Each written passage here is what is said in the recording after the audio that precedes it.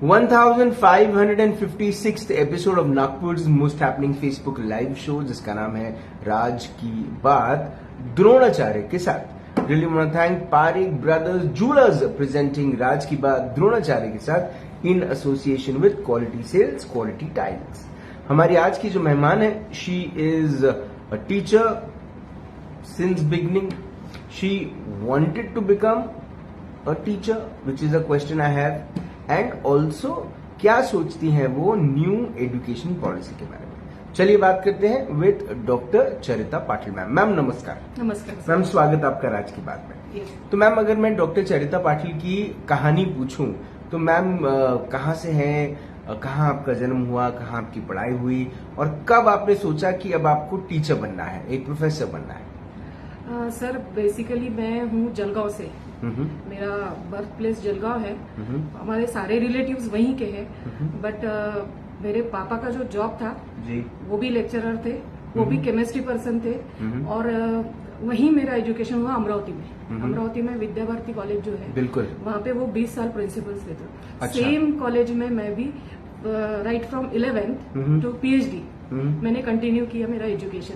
तो वहीं से इंस्पिरेशन मिली मुझे कि मैं एज अ लेक्चरर ज्वाइन करूं किसी इंस्टीट्यूट में जी। तो सबसे रोल मॉडल जो पहले थे वो तो मेरे पिताजी थे। तो वहां से मेरी जर्नी शुरू हुई सर। मैम, प्रिंसिपल की बेटी होने के बेनिफिट्स क्या क्या हैं?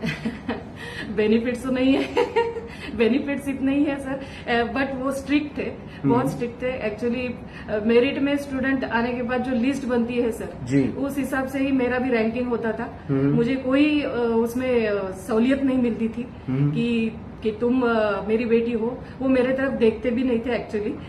तो ये पूरा टीचर और स्टूडेंट का ही रिलेशन था।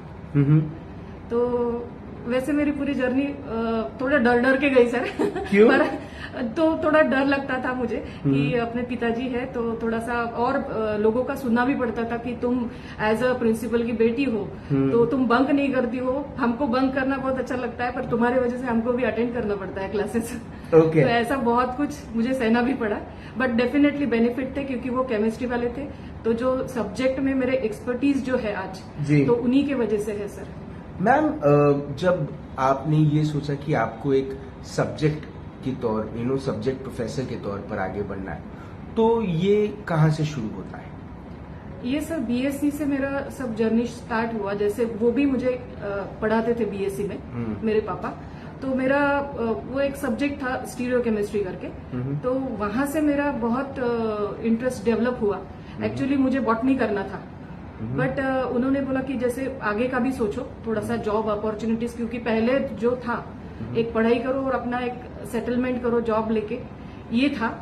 तो उन्होंने बोला कि आप केमिस्ट्री में करो, आपको बहुत प्रोस्पेक्ट रहेंगे, आपको स्कोप बहुत रहेगा, तो फिर रिसर्च भी आप कर पाएंगे अच्छे से, क्योंकि वो गाइड भी है। तो पर उन्होंने मुझे एज अ स्टूडेंट लिया नहीं उनके अंडर वो बात अलग है। तो वहां से मेरी जर्नी शुरू हुई। वो डेवलप जो किया उन्होंने मुझे जी उसमें, तो उनका बहुत बड़ा हाथ है सर।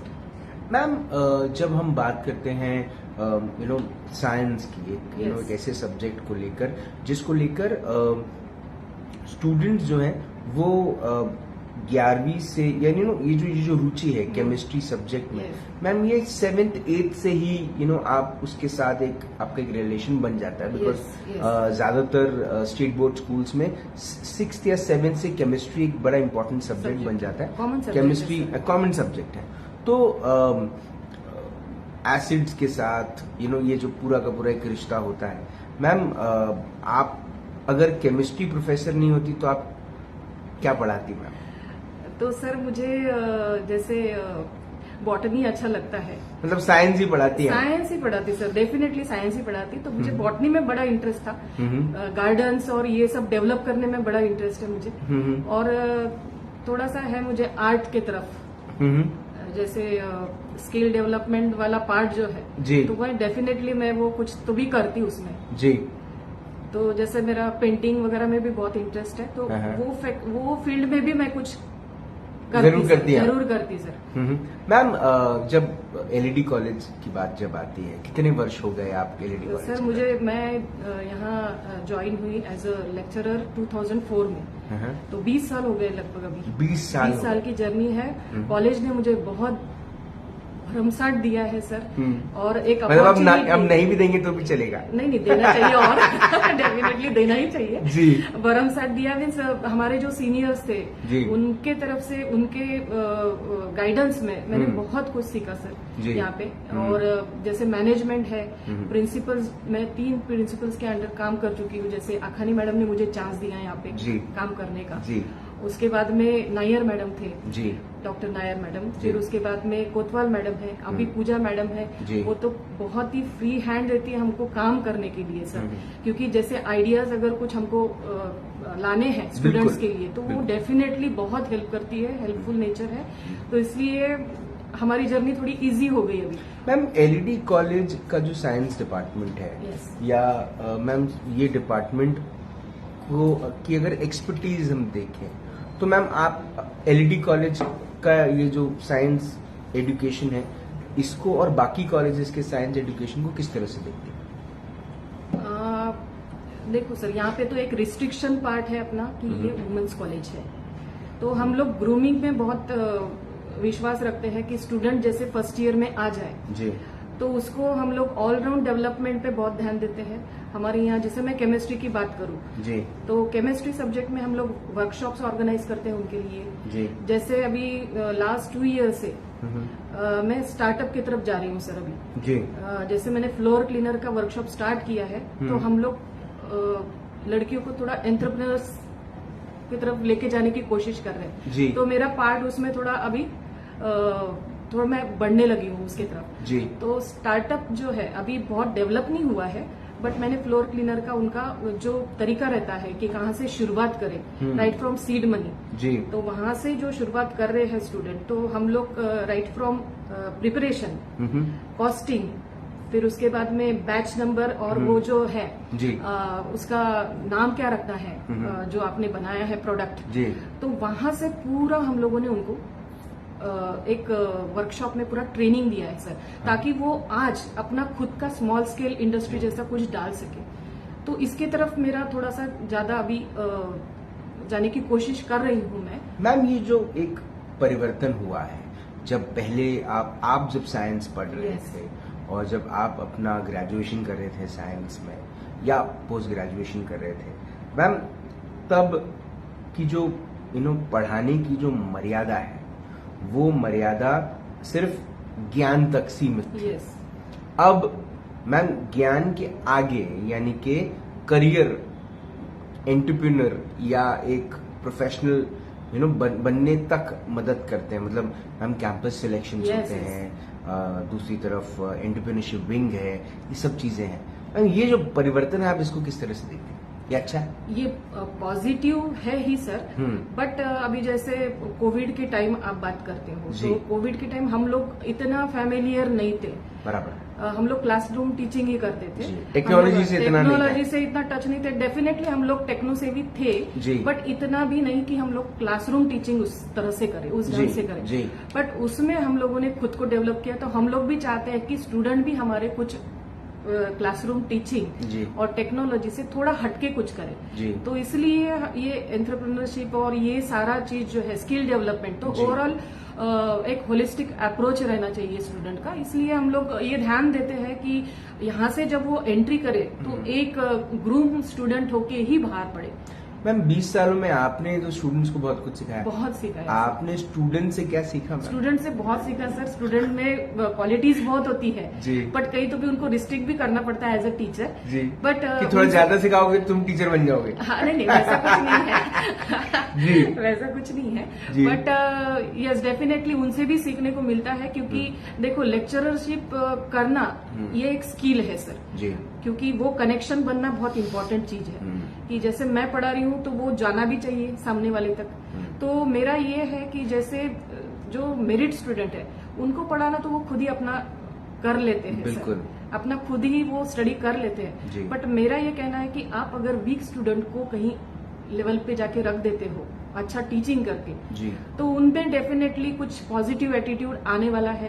तो वो मुझे ऐसा लगता है कि वो डेवलप करना बहुत जरूरी है। वीक स्टूडेंट को एज ए रिमीडियल टीचिंग देके कुछ एक्स्ट्रा एफर्ट्स लेके उसको कहाँ तक ग्रूम करते हो, वो मेरे लिए बहुत इंपॉर्टेंट है सर। मेरिट स्टूडेंट तो ऑलरेडी अपना कर ही लेते हैं, आपको थोड़ा सा भी उनको टच दे दिया तो वो अपना स्टडी कर ही लेते हैं सर। बट वीक स्टूडेंट को आप कहाँ तक लेके जाते हो, ये मेरे लिए बहुत इंपॉर्टेंट है एज अ टीचर। तो मैम किस किस्म के एक्सपीरियंसेस रहे हैं ऐसे वीक स्टूडेंट्स को आगे बढ़ाने में? वीक स्टूडेंट्स को आगे बढ़ाने के लिए सर डेफिनेटली बहुत एफर्ट्स लगते हैं और ऐसे आगे गए भी है। अभी एमएससी कर चुकी है एक स्टूडेंट, हमारी नाम नहीं लेती हूँ मैं, एमएससी केमिस्ट्री में किया। बहुत डरती थी कि मुझे नहीं करना है, बहुत डिफिकल्ट सब्जेक्ट है, बट उसका इंटरेस्ट डेवलप किया। हम लोगों ने जो सिलेबस है, जैसे वो थ्योरी में पढ़ते हैं उसको ही रिलेट करते हैं प्रैक्टिकल्स में, तो प्रैक्टिकल में जब वो देखते हैं कि ये रिएक्शंस कैसे हो रही है, तो ये रिएक्शन कैसे हो रही है तो उनमें मजा आने लग गया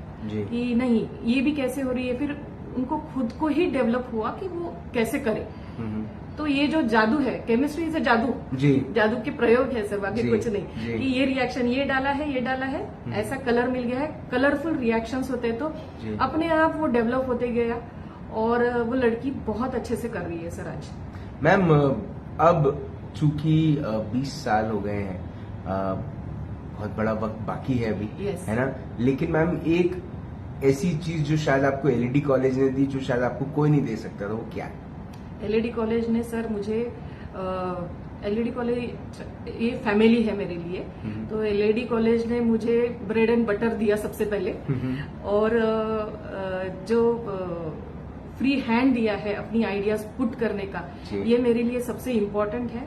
और जो अपॉर्चुनिटीज मिली है सर हर एक स्टेप में, उन्होंने कभी, मेरे सीनियर्स ने भी मुझे कभी रोका नहीं है सर। तो इसलिए मैं आभारी हूँ एलईडी कॉलेज की कि उन्होंने ऑलराउंड डेवलपमेंट में, जैसे हम लोग आए तो एकदम एक्सपर्ट नहीं रहते हैं सर, बट धीरे धीरे खुद को डेवलप किया by hard work. Hard work में बहुत विश्वास रखती हूँ सर। आप कितने भी इंटेलिजेंट हो, अगर आप लेजी हो तो कोई मतलब नहीं है उसमें। तो इसलिए मैं बहुत टॉप टीचर नहीं, टॉप स्टूडेंट नहीं थी, बट तभी भी यहाँ से मेरा जो जर्नी स्टार्ट हुआ तो मैं खुद को डेवलप करती गई सर। तो और आज एक टॉप टीचर बन गई हैं। Yes sir, definitely. I love this statement. Ma'am एक ऐसे द्रोणाचार्य, एक ऐसे टीचर, एक ऐसी आपकी गुरु जिन्हें आप याद करती हैं जब टीचर्स डे आता है या फिर कोई एक ऐसा दिन एकदम से आपको उनकी याद आ जाती है, एक टीचर जो ऐसे तो आपने मुझे द्विविधा में डाल दिया सर। मुझे पता है।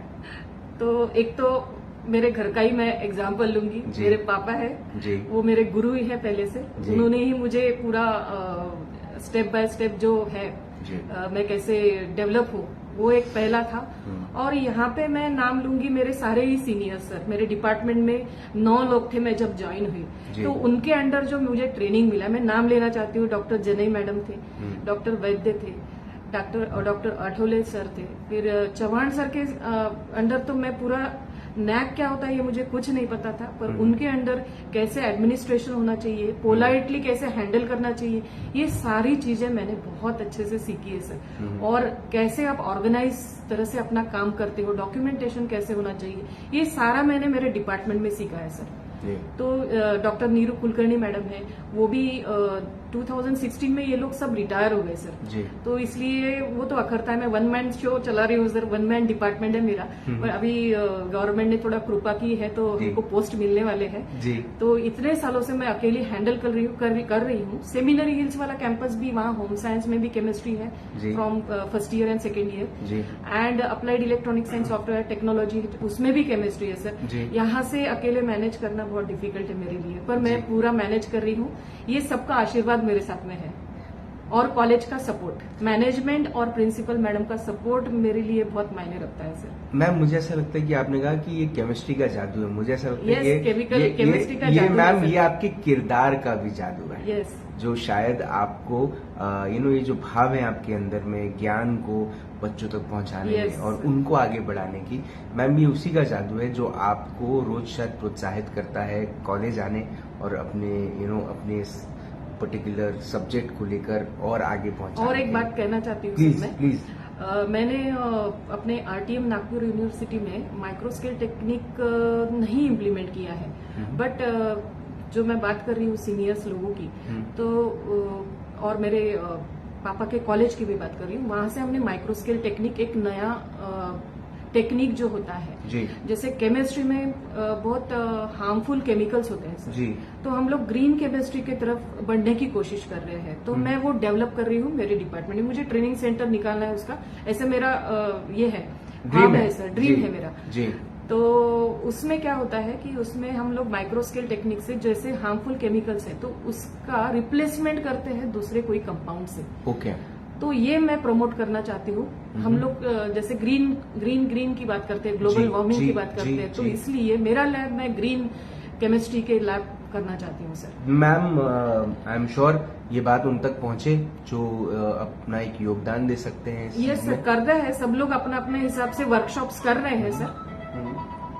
ठीक है, उम्मीद है कि मैम आपको योगदान मिले yes, और आप इस क्षेत्र में आगे बढ़े। आपने हमें वक्त दिया, आपने हमसे बात करी, उसके लिए बहुत बहुत धन्यवाद। Thank you so much.